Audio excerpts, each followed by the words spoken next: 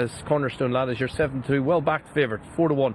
McGowan's Pass now clear second favourite. Finn and Game 5-1. Speed Company eases out, 4's out to 5-1. Aristo de Plizzi successful last time out, 7's into 6-1. Just a tenner. He's attracted more than a tenner, 16's into 10-1. As we tick around the post time, it's 12-1 Keyboard Gangster. Mischievous Max is 20s, and Dragonov is your 33-1 outsider. As we reach and now breach post time for our first of 7 races. Let's get up to the commentary box and say a very good morning to Stuart Machin. Niall, Mark, good morning. Welcome along, everyone. Blustery Haydock, I think it's fair to say. Keen westerly wind blowing, a little bit of a headwind in the home straight at the moment. Starter ready for them now. Flags raised for the opener, so they're beginning to walk in.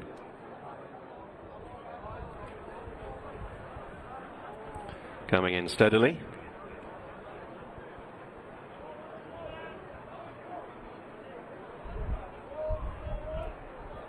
They're off. Smarket's Tommy Whittle chase day underway. They've got 2 miles in front of them. And Aristo du Plessis in the noseband leads towards the first of the 9 flights to fellow nosebanded Finn and Game, and then the white-faced Cornerstone Lad. And with Dragonov, red cap, pulling hard and tugging his way up through the field, and they've all cleared the first flight safely, with Keyboard Gangster in orange jacket anchored towards the rear of the main cluster and himself a bit free, and the Market Springer just a tenner with a blue cap is at the tail as they take the second. All handling that one safely enough, and Aristo du Plessis leads from the keen-going Dragonov. Finn and Game the rail, Cornerstone Lad towards the near side, tracked there by McGowan's Pass with the beige jacket. Mischievous Max in the pink is mid-pack as Aristo du Plessis makes a mistake at the third, and Speed Company there in the check jacket was rather inconvenienced by a couple of rivals jumping in front of him and was down on his haunches very briefly. He's another who races freely under restraint alongside the very hard-pulling Keyboard Gangster, and just a tenner is last the field as they slide under the judge with a circuit in front of them.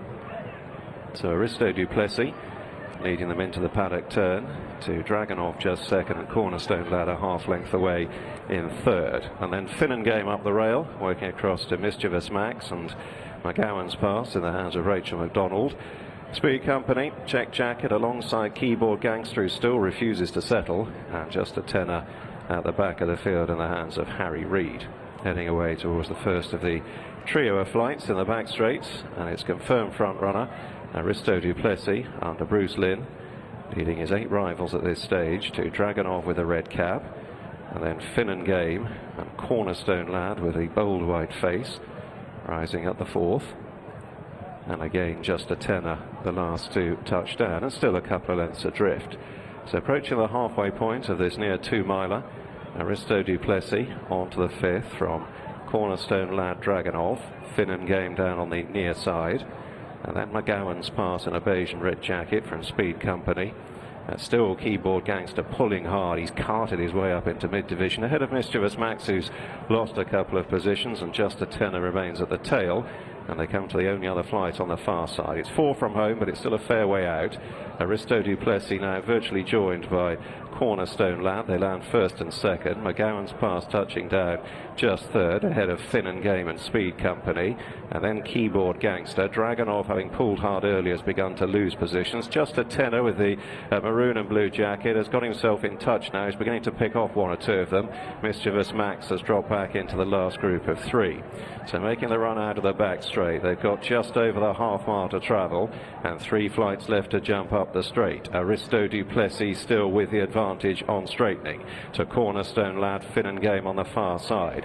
McGowan's Pass with a red cap, and then near side Speed Company from Keyboard Gangster, just a tenner, Dragonov and Mischievous Max. And now Aristo du Plessis being attacked on either side by Finn and Game and Cornerstone Lad, and there were 3 in a line over the third last. Mischievous Max in 4th place chasing them hard. Then Speed Company held together by Tom O'Brien check jacket as they run towards the second last. Finn and Game on the right, out jump by Cornerstone Lad, who went on there. So it's the white-faced Cornerstone Lad from Finn and Game, then Aristo du Plessis. Here's McGowan's Pass down the near side. Speed Company still being finessed into it.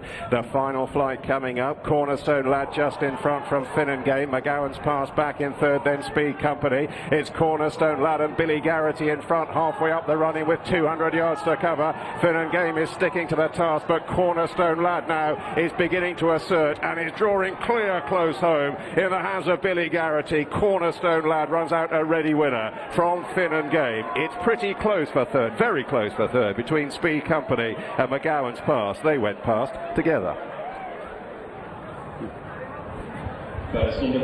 He's a really likeable horse, Cornerstone Lad, and he's added another one to his name. He wins here for Mickey Hammond and Billy Garrity on board, claiming £10. He beats in second place Finn and Game for Donald McCain and Brian Hughes. He's run well back over hurdles, and Speed Company possibly just getting the better off McGowan's Pass in third place. We'll bring up the speed of that once it's announced officially in due course. But he's travelled very strongly. If anything, early, Mark, he was in danger of over racing, but he saw that out well. He did. He was a really good professional performance, wasn't he? He showed a lot of promise on his reappearance. That was at Weatherby's. Emphatic return the tables on the Ewart runner. Travelled well. As you say, shade keen during the early stages. Good leap at the final hurdle, and he's firmly got the better of Finn and Game. He stayed on strongly. Just what a likeable and what a really consistent horse.